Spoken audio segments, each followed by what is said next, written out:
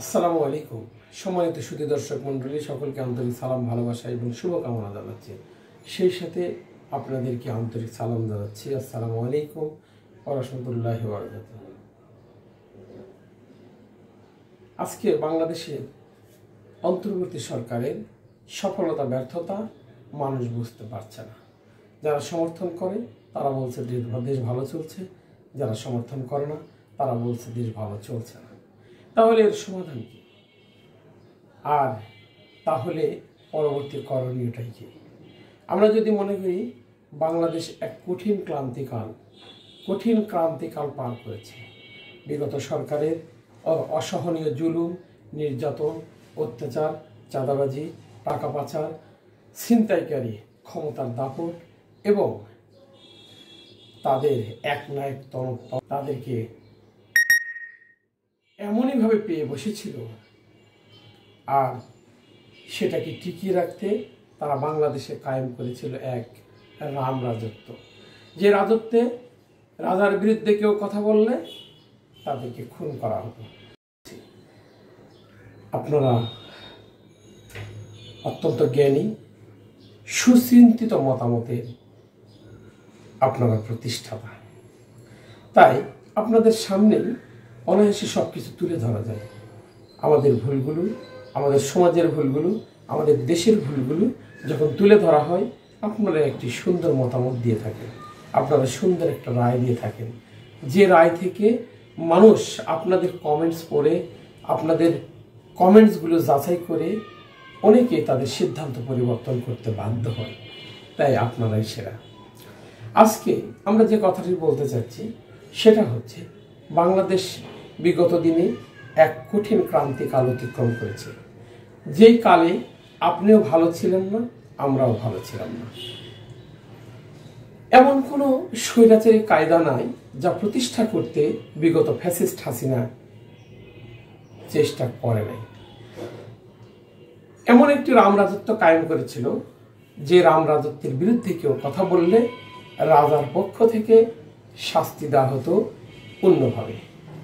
কাউকে রাত 2টার সময় পুলিশ এসে বাসা থেকে তুলে নিয়ে যেত। কোথায় নিয়ে গেছে? থানায়, ডিবি অফিসে, কোথাও খোঁজ নিলে অস্বীকার করা হতো, বলা হতো আমরা কাউকে গ্রেপ্তার করে আনিনি। পরক্ষণে যদি মন চাইতো তাকে ছেড়ে দেওয়া উচিত, তাহলে একটু শিক্ষা দিয়ে মুসলেকা নিয়ে ঠিক 15 দিন পরে তাকে রাস্তায় ফেলে দেওয়া হতো। আবার যদি কেউ যদি না মানত, তাদের মুসলেকায় যদি রাজি না হতো, তাহলে তাদেরকে নিয়ে যাওয়া হতো আয়না করে, তাদেরকে নিয়ে যাওয়া হতো ডিবি টর্চার সেলে, হারুনের ভাতের হোটেলে ইচ্ছে মতো মারার পরে ভাত খাওয়ায়ে তাকে দেখানো হতো যে আমরা আদালতের কাছে সোপর্দ করেছি। তারপরে কি করা হয়েছে? এমনও আছে যাদের খোঁজ এখনো মেলেনি। ইলিয়াস আলী সহ অসংখ্য নেতার ভাগ্যে কি ঘটেছে তার পরিবার থেকে বারবার দাবি করার পরেও, একটু খুঁজের জন্য হন্য হয়ে ঘোরার পরেও, আইন শৃঙ্খলা বাহিনীর দ্বারে দ্বারে ঘুরে, এমনকি আওয়ামী লীগ নেত্রীর কাছে দেখা করার পরেও এখনো তাদের হদিস পাওয়া যায়নি। আমরা কি জানলাম? ইলিয়াস আলীর পরিবারের উদ্বেগ। তাহলে ইলিয়াস আলীর স্ত্রী যখন প্রধানমন্ত্রীর কাছে দেখা করতে গেলেন, আমরা জানলাম তখনও নাকি তাকে হুমকি দেওয়া হয়েছে। আজ অকপটে স্বীকার করেছে যারা তাকে হত্যা করেছে, গুম করেছে, তাকে হত্যা করে পলিথিনে করে যে সাগরে ভাসিয়ে দেওয়া হয়েছে, আমরা সেটাও জানলাম। এমনই একটি বিভৎস চিত্র ছিল বিগত সরকারের সময়, যে চিত্রের কথা শুনলে একটি বাচ্চাও আটকে ওঠে। কিন্তু আমরা কি দেখলাম? এই 3বারের মাননীয় প্রধানমন্ত্রী শ্রদ্ধাভাজন একজন ব্যক্তিত্ব, যিনি বাংলাদেশের মানুষকে অকুণ্ঠ চিত্তে ভালোবেসে গেছে, সেই সাবেক মাননীয় প্রধানমন্ত্রীকে একটি দিনকালের মিথ্যা মামলা, জিয়া অরফানেজ ট্রাস্ট মিথ্যা মামলা দিয়ে তাকে যে পরিমাণে বৃদ্ধ বয়সে হেনস্থ করা হয়েছে এটা সকলেরই জানা। এমনকি তাকে প্যারোলে মুক্তি দিয়েও তার বাসার সামনে বালুর ট্রাক রেখে তাকে আতঙ্কে রাখা হয়েছিল। বিগত 17 বছরে বাংলাদেশের কোনো গণতান্ত্রিক দল ইচ্ছে মতো মিছিল মিটিং সভা সমাবেশ করতে পারেনি, এবং মিছিল মিটিং সমাবেশ করার জন্য যারা সংগঠকের ভূমিকা পালন করেছে তারা আজকে দুনিয়ায় নাই। এরকম একটি বিভৎস চেহারা থেকে বিগত ফ্যাসিস্ট আমলের সকল কিছু খতম করে দিয়ে বৈষম্য বিরোধী ছাত্র জনতারা একটি নতুন বাংলাদেশকে আমাদের সামনে উপস্থাপন করেছে। যেই বাংলাদেশে রাত হলেই নেমে আসতো নির্যাতনের স্টিমরোলার, সেই নির্যাতনের আর ভয় নেই। রাত 2টোর সময় স্ত্রীর সামনের কোল থেকে স্বামীকে ধরে নিয়ে যেত, সে ভয় নেই। মায়ের কোল থেকে ছেলেকে ধরে নিয়ে যেত, সেটা আর নেই। এমনকি আয়নাঘরে যারা বছরের পর বছর 15 বছর 13 বছর 16 বছর আটকে ছিল, সে আয়নাঘর নাই। আয়নাঘর আছে, কিন্তু সে আয়নাঘর থেকে সকলকে মুক্ত করা হয়েছে। আমরা এমন একটি আজব দেশে বাস করেছিলাম, একজন লোক একটি মহিলা শুধু একটু হিংসুটে হওয়ার কারণে তার মতের বিরুদ্ধে যাওয়া সকলকেই নিজ হাতে শাস্তি দিয়েছে। আমরা দেখেছি বঙ্গবন্ধুর খুনি হিসেবে যাকে সাব্যস্ত করা হয়েছিল, সেই বজলুর রেজাকে ফাঁসি দেওয়ার একদিন আগের ওই দিন রাতেই সে নিজে দাঁড়িয়ে থেকে জবাই করে নিয়েছে। এরকম একটি নিষ্ঠুর নির্মম মহিলার অত্যাচার থেকে স্বয়ং আল্লাহ রাব্বুল আলামিন আমাদেরকে উদ্ধার করেছেন। তার কুকীর্তির কথা যদি আপনারা জানতে চান, সেটা নতুন করে বলা হবে আমার মূর্খতা, কারণ আপনারা সবাই জানেন তার টাকা পাচার, দুর্নীতি, স্বৈরাচারী, খুনি, ফ্যাসিজম চালুর এক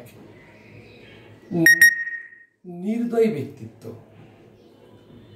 যার তুলনা তিনি নিজে। সেই দেশ যখন আমরা পেলাম, সেই দেশে আমাদের দেশ সব ঠিক আছে, কিন্তু ঠিক নেই সেই ফ্যাসিজম। পালিয়ে যেতে বাধ্য করলো যে ছাত্ররা, সে ছাত্রদেরকে আমি হৃদয়ের গভীর থেকে আন্তরিক ভালোবাসা এবং হৃদয়ের অন্তঃস্থল থেকে তাদের প্রতি শ্রদ্ধা জানাচ্ছি। আমরা কি করলাম, পরক্ষণে যখন এই ছাত্ররা জাতিসংঘের মানবাধিকার বিষয়ক রিপোর্ট অনুযায়ী 1400 ছাত্রকে এই খুনি হাসিনা সরাসরি গুলি করে হত্যা করেছে তার পেটুয়া বাহিনীকে। আমরা যদি মনে করি 25-30 হাজার ছাত্র জনতা পুঙ্গুত্ব বরণ করেছে, কিন্তু 1400 জন যে মৃত্যুবরণ করেছে, তার সাথে আহতদের থেকে আরো মৃত্যুর সংখ্যা বেড়ে 1400 পার অলরেডি অতিক্রম করেছে। যাই হোক, আমরা এটা বাংলাদেশের মানুষ না, সারা বিশ্বের মানুষ দেখেছে। এখনো আজকেও স্কাই নিউজে আয়নাঘর নিয়ে একটি সচিত্র প্রতিবেদন প্রকাশ হয়েছে, যা অত্যন্ত লোভহর্ষক এবং বিভৎস। আমরা যদি চিন্তা করি একটা সময় আমরা কথা বলতে পারিনি একে অপরের সাথে, পরিচয় দিতে পারিনি রাজনৈতিক, পরিচয় দিতে পারিনি আমরা তার বিরোধী দলের, তার বিরোধী মতের। কারণ ফ্যাসিস্ট হাসিনা ভিন্ন মত দমনে এমন কোনো প্রচেষ্টা নাই যা করেনি। বাংলাদেশের সকল বাহিনীকে ব্যবহার করেছে, জাতীয় গোয়েন্দা সংস্থাকেও ব্যবহার করেছে বিরোধী মত দমন করার জন্য। কিন্তু আজকে কষ্ট হয়, এখান থেকে যখন আমরা উদ্ধার পেয়েছি, আল্লাহ শুকরিয়া আদায় করে আলহামদুলিল্লাহ, সে আল্লাহ রাব্বুল আলামিন যখন আমাদেরকে উদ্ধার করলেন, এরপর এই নির্যাতিত নিপীড়িতদের মধ্যে একটি দল ছিল সবচেয়ে বেশি নির্যাতিত হয়েছে, জামাত ইসলাম এবং ইসলামী ছাত্র শিবির, তারপরেই নির্যাতিত হয়েছে বিএনপি। বিএনপি তো প্রকাশ্যে হাঁটতে পেরেছে, বিএনপি অফিস খুলে বসে থাকতে পেরেছে, কিন্তু বাংলাদেশ জামাত ইসলামের কোনো অফিস ছিল না। কোনো অফিস তো দূরের কথা, দূরবীন দিয়ে খোঁজা হয়েছিল জামাত শিবিরের কে কোথায় আছে। পুলিশের যেন একটি রুটিন ছিল শুধু জামাত শিবিরকে গ্রেপ্তার করা। আর বিএনপির সাথে তারা মল্লযুদ্ধে লিপ্ত হয়েছিল। কারণ একটি বৃহৎ অংশ হওয়ায় বিএনপির বিরুদ্ধে প্রকাশ্যে তারা যা করেছে সেটা আইওয়াস মাত্র। এখন ক্ষমতার পালা বদলে ফ্যাসিস্টের বিদায়ের পর আমরা কি দেখছি? ফ্যাসিস্টের পর বিদায়ে দেখছি যারা বিগত দিনে নির্যাতিত ছিল তারা আবার ফ্যাসিস্টকে পুনরুদ্ধারের আপ্রাণ চেষ্টা করছে। এটা যখন আমরা দেখি যে ফ্যাসিস্ট যেখানে চাঁদাবাজি করত, বর্তমানে একটি দল সেখানে বসে একই চাঁদাবাজি করছে। বরং তারা যদি 20 টাকা চাঁদা নিত, এখন চাঁদা নেওয়া হচ্ছে 30 টাকা। আমরা কি দেখেছি? ছিনতাইয়ের ক্ষেত্রে একই। আগে পুলিশ দিয়ে ছাত্রলীগ ছিনতাই করত, এখন আরেকটি দল ঠিক একই কায়দায় একইভাবে ছিনতাই করে। বরং তাদের 15 বছরের ক্ষুধার্ত ভাবটাকে তারা আরও অপ্রকাশ্যে আনছে। কষ্ট হয় বাংলাদেশের প্রধান বিরোধী দলের মহাসচিব যখন ফ্যাসিস্টের বিরুদ্ধে কথা না বলে আরেক নির্যাতিত নিপীড়িত দল বাংলাদেশ জামাত ইসলামের বিরুদ্ধে কথা বলে, তখন আমরা আশ্চর্য হয়ে যাই। অথচ বিগত 2টি ক্ষমতার স্বাদ পেয়েছে বাংলাদেশ জামাত ইসলামীকে দিয়ে এই বাংলাদেশ জাতীয়তাবাদী দল। ন্যূনতম কৃতজ্ঞতাবোধ, ভ্রাতৃত্ব, ভালোবাসা যদি থাকতো, বাংলাদেশ জামাত ইসলামী এবং ইসলামী ছাত্র শিবিরের পিছনে তারা না লেগে তারা ফ্যাসিস্ট দমন এবং নির্মূলে ভূমিকা রাখত। আমরা দেখি তেমনই এক বিশিষ্ট সাংবাদিক প্রবাসী আমরা মিল্টন জ্যাকবের একটি টকশো শুনে আসি। প্রথিত সাংবাদিক খালেদ মহিউদ্দিন এবং সাথে আছে মির্জা ফখরুল। আমরা মিল্টনের বক্তব্যটা শুনে আসি। আজকে মির্জা ফখরুলের খুব খারাপ লাগে এবং বিএনপি নির্লজ্জ নেতাদের কাজ কারবার আপনারা যদি দেখেন, বিএনপির টপ মোস্ট কিছু নেতা তাদের বাসায় অনেক আশ্রয় দিয়েছে। যে বিএনপির 7 থেকে 10 জন আমি ভারতীয় কুত্তা, আপনারা রাইট শুনেছেন, ভারতীয় সুবিধাভোগী কুত্তা, নারী কুত্তা এই হারামজাদাদের বাসায় আছে। আপনারা মোটেও অবাক হবেন না। এবং এই কুত্তাগুলো কারা? মুজিবের নাম ধরে যে কান্দে, মুজিবের নাম ধরে কান্দা এক শুয়োরের বাচ্চার নাম আপনারা জানেন না, কথায় কথায় কান্দে মুজিবের জন্য, কার নাকি কলজা বাইরে যায়। কিন্তু এই মির্জা ফখরুলকে কেউ জিজ্ঞাসা করে না। এই মুজিব শেখের তত্ত্বাবধানে বাংলাদেশে প্রথম ক্রস ফায়ার শুরু হয়েছে। আমি আপনাদেরকে একটা লোকের কথা বলি, মাহফুজ আনাম, ডেইলি স্টারের মাহফুজ আনাম। এই মাহফুজ আনাম বেগম জিয়াকে যখন জিয়া অরফানেজ ট্রাস্টের মামলায় মিথ্যাভাবে ভুয়া একটা মামলায় পাতানো রায় দিয়ে হাজতে পাঠায়, মাহফুজ আনাম ওই বিচার কার্যের ডিটেল যে বেগম জিয়া অন্যায় কত নিখুঁত ভাবে করেছে, তারেক জিয়া কত নিখুঁত ভাবে করেছে, বেগম খালেদা জিয়ার উপরে যে জুলুম করা হয়েছে, একটা নিরপরাধ ভদ্র মহিলা 3 বারের প্রধানমন্ত্রীকে হাজতে রেখে দমড়ে মুচড়ে পিষে ফেলা হয়েছে, মাহফুজ আনাম কোনদিন এই কথা বলে নাই। মাহফুজ আনাম এবং প্রথম আলোর মতি এরা সবাই একত্র হয়ে তারেক জিয়ার ডাকনাম দিয়েছে খাম্বা, একত্র হয়ে তারেক জিয়াকে বিষোদাগার করেছে, তারেক জিয়ার 14 গোষ্ঠী ধুয়ে দিয়েছে। এই মাহফুজ আনাম কথায় কথায় বলেছে তারেক জিয়ার এমন কোন কোয়ালিটি নাই যে বাংলাদেশের লিডারশিপ আসতে পারে। এবং এই মাহফুজ আনাম বলেছে বেগম জিয়ার নেতৃত্বে বাংলাদেশে ভারতের সাথে প্রথম বিভিন্ন ধরনের চুক্তি হয়েছে, যে চুক্তিতে খালেদা জিয়ার সম্মতি ছিল। নির্দ্বিধায় তার ছেলেকে সে এতটা প্রশ্রয় দিয়েছে যে বাংলাদেশকে এক অভয়ারণ্য বানিয়েছে তারেক রহমান। কে বলেছে? মাহফুজ আনাম। কিন্তু মাহফুজ আনামকে কোনোদিন বলতে শোনা যায় নাই সজীব আহমেদ ওয়াজেদের অপরাধের ফেরিস্তে। আজকের এই কথাটাকে আমি কেন টানলাম? এদের তো কোনো ঈমান নাই, এদের কোনো চরিত্র নাই। কেন চরিত্র নাই? যে মাহফুজ আনাম কথায় কথায় বেগম জিয়াকে অসম্মান করেছে, বেগম জিয়াকে সাজার ক্ষেত্রে তাকে ক্রিমিনাল বানিয়েছে, তারেক রহমানকে অপরাধী বানিয়েছে, তারেক রহমানকে দেশদ্রোহী বানিয়েছে। দেখেন, সেই মাহফুজ আনামের সাথে গোলা জড়াজড়ি করে ভারতীয় কুত্তার বাচ্চাদের দেখেন, তাকায় দেখেন, এদেরকে আমরা বলি যে এদেরকে দ্বারা আমরা বাংলাদেশের মুক্তি টেনে আনবো, এদেরকে দ্বারা বাংলাদেশের গণতন্ত্র পুনরুদ্ধার করব। এই বেঈমানদেরকে দিয়ে, যেই বেঈমানরা কন্টিনিউয়াসলি বিএনপির বিরোধিতা করেছে, বেগম জিয়ার বিরোধিতা করেছে, খালেদা জিয়ার বিরোধিতা করেছে। দেখেন আমির খসরু মাহমুদ এই শুয়ারের বাচ্চা ভারতে গিয়ে নেংটি খুলে অমিত শাহের সামনে দাঁড়ায়, অমিত শাহের সামনে দাঁড়িয়ে বাংলাদেশকে জাহান্নাম করার পরেও এই লোককে বিএনপি কিছুই বলে না, বিএনপির জন্য কিছুই করার নাই, কিছুই আসে যায় না। এরা কি তারেক জিয়ার নির্দেশে এ ধরনের কাজ কারবার করে? আমার জানা নাই। ঠিক আছে, তাকিয়ে দেখেন, এই সেই আমির খসরু ওখানে অমিত শাহের কাছে গিয়েছে। অমিত শাহের পরে বর্তমানে সে এই মাহফুজ আনাম, যারা বেগম জিয়াকে ডিজন করেছে, যারা তারেক রহমানকে বলেছে বাংলাদেশে রাজনীতি করার যোগ্য নাই, তার সাথে দাঁড়িয়ে তার অবস্থা দেখে। শুধু কি আমির খসরু মাহমুদ? তাকিয়ে দেখেন তার পাশে কে বসে আছে, আর এক বেঈমান। দেখেন দেখেন,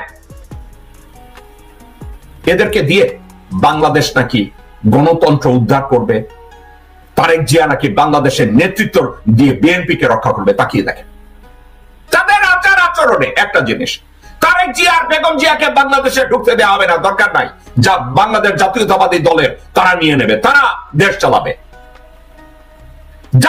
বাংলাদেশ জাতীয়তাবাদী দলকে জাতীয় পার্টি বানাতে এরা তো বেশি দেরি করবে না, এবং সব শেষে তারা কি করবে জানেন? এসব সব কুত্তার বাচ্চারা, ল্যাংনোটের বাচ্চারা পরবর্তীতে বলবে আমরা তো মুজিব সোনা, আমরা তো মুজিব সেনা, আমরা তো আওয়ামী লীগ করেছি, আমরা শুধু বিএনপির ভিতরে লুকিয়েছিলাম। কথায় কথায় আছে না, আজকে শিবিরের লোকজনরা বলে না আমরা তো আওয়ামী লীগ ছাত্রলীগের ভিতরে লুকিয়েছিলাম জীবন বাঁচাতে। এই ল্যাংট পড়া হারামজাদারা এক সময় কি বলবে জানেন?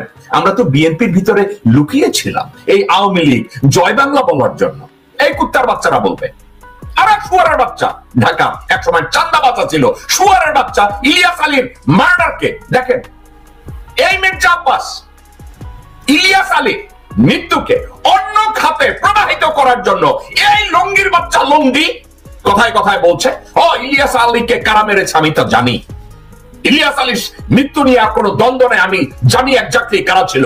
এই শুয়ারের বাচ্চা চেষ্টা করেছে আওয়ামী লীগকে ক্লিন করতে, ইলিয়াস আলীর মৃত্যুর সাথে আওয়ামী লীগ জড়িত না, তার কথাটা এমনই ছিল। এই শুয়ারের বাচ্চার দিকে তাকিয়ে দেখেন, এই শুয়ারের বাচ্চা তার বউকে নেতা বানিয়েছে, যে বউ এক লাইন বাংলা ঠিক মতো বলতে পারে না। এই শুয়ারের বাচ্চারা যদি এখন তাদের বাড়িতে, তাদের গাড়িতে, তাদের এখানে সেখানে আওয়ামী লীগের নেতা মন্ত্রী এমপিদের লুকিয়ে রাখে, সেনাপ্রধান ক্যান্টনমেন্টের ভিতরে লোকজনদেরকে লুকিয়ে রাখে, বঙ্গভবনে অপরাধীদেরকে লুকিয়ে রাখে, তাইলে বাংলাদেশের অপরাধ বাড়বে না কেন? আমাকে বলেন, বাংলাদেশে কেন অপরাধ বাড়বে না? আপনারা বারবার বলেন লেফটেন্যান্ট জেনারেল জাহাঙ্গীর আলম কার বাল ছিঁড়তেছে, কেন অপরাধীদের গ্রেফতার করা হয় না? কেন বাংলাদেশ বিকাম, ঢাকা মহানগরী become one of the crime spot হবে না কেন? আর্মিকে ম্যাজিস্ট্রেসি পাওয়ার দিয়েছে, তারা ম্যাজিস্ট্রেসি পাওয়ার প্রয়োগ করবে না। ডক্টর মোহাম্মদ ইউনূস সার্বিকভাবে ভদ্রভাবে চেষ্টা করছে, ম্যাজিস্ট্রেসি পাওয়ার দিয়েছে, ওকে আইন শৃঙ্খলা পরিস্থিতি রক্ষা করো, কিন্তু সেনাপ্রধান ওয়াকারুজ্জামান এটা করবে না এবং করতে দিবে না, এবং এটার সাথে কোঅপারেট করবে না। ওখানে গিয়ে মন্তব্য করেছে, রাওয়ায় মন্তব্য করেছে আপনারা নিজেদের এই ভুল বোঝাবুঝি থাকলে মারামারি করলেই হবে, সেই হবে, কিন্তু কুত্তার বাচ্চা একবারও বলে না 626 জন অপরাধীকে সে নিজে আশ্রয় দিয়েছে, অন্যায়কে আশ্রয় দিয়েছে, অপরাধীদেরকে আশ্রয় দিয়েছে, খুনিদেরকে আশ্রয় দিয়েছে, ধর্ষকদের আশ্রয় দিয়েছে, দুর্নীতিগ্রস্তদেরকে আশ্রয় দিয়েছে। নিজে অপরাধীদেরকে আশ্রয় দিয়ে সে বলে আপনাদের অপরাধ বন্ধ করতে হবে। নিজে খুনিদেরকে আশ্রয় দিয়ে, খুনিদেরকে প্রশ্রয় দিয়ে সে নিজে বলে আপনাদেরকে অন্যায় করা চলবে না, অপরাধ করা চলবে না, অপরাধ বন্ধ করতে হবে। ও নিজে একটা শয়তান জাহাঙ্গীর আলমকে দিয়ে অপারেশন বানিয়েছে, অপারেশন টেবিল হাউন্ড। আজকে যদি বলে যেসব অপরাধীরা কোথায়, দর্শকবৃন্দ, এটার থেকে আর চিন্তা করার কোনো কারণ নেই। অপরাধীরা কোথায়? এই অপরাধীরা বিএনপির এই ভারতীয় লেংটি পরা কুত্তার বাচ্চাদের বাসায়। এসব অপরাধীরা জেনারেল ওয়াকারের তত্ত্বাবধানে, এসব অপরাধীরা বঙ্গভবনে।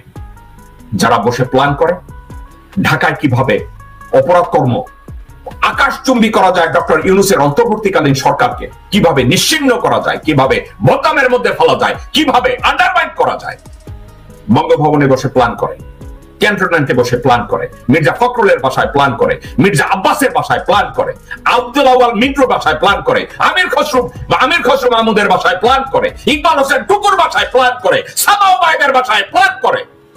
টার্গেট একটা, ডক্টর ইউনূসকে যে কোনো মূল্যে ডিসক্রেডিট দিয়ে তাকে বাংলাদেশ থেকে তাড়াতে হবে। আমি তাদের উদ্দেশ্যে একটা কথা বলতে চাই, ডক্টর ইউনূস কোন ফখরুদ্দিন মঈনুদ্দিন না। ডক্টর মোহাম্মদ ইউনূস বিচারপতি লতিফুর রহমান না, বা অন্য কোন বিচারপতি না। উনি সুরেন্দ্র কুমার সিনহা না। ওই নামটা যতক্ষণ পর্যন্ত বাংলাদেশের সরকারের কোন একটা জায়গায় জড়িত থাকে, তাকে টাচ করার মতো যোগ্যতা ক্ষমতা তোমাদের কারণে লেংটি পরা ভারতীয় শুয়োর তেলা পোকা তোমাদেরকে উদ্দেশ্য করে বলছি। আজকে গতকালকে লেংটি পরা ভারতীয় শুয়োর তাদেরকে দিয়ে বলিয়েছে, এটার সাথেও বিএনপির উইং জড়িত, তারা বলিয়েছে, কি বলেছে? ভারতের পররাষ্ট্র মন্ত্রণালয়ের প্রেস ব্রিফিং এ ভারতের মুখপাত্র রণধীর জয়সওয়াল একটা কথা বলেছে, খুব তাড়াতাড়ি নির্বাচন দিলে ভারতের সাথে সমগ্র বিষয়ে তাদের যত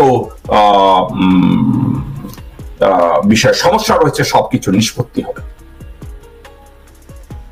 দর্শকবৃন্দ, এই একটা বিষয় আপনাদেরকে আমি বলি, ভারত কি বলেছে এ কথাকে যদি আমরা গুরুত্ব দেই, আপনাদেরকে আমি বলি, ভারতের আরএসএস এর এই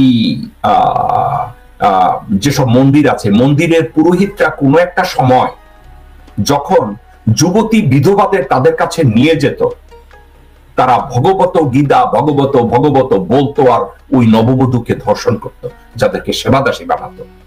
এখন এই কথাটাকে আমি কেন টানলাম জানেন? একটা কারণ, তারা বলছে, রণধীর জয়সওয়াল বলছে, অন্তর্বর্তীকালীন সরকার যদি একটা নির্বাচন দেয় এবং নির্বাচনের মাধ্যমে একটা নির্বাচিত সরকার আসলে ভারতের সাথে সমগ্র সমস্যাগুলো নিষ্পত্তি হবে।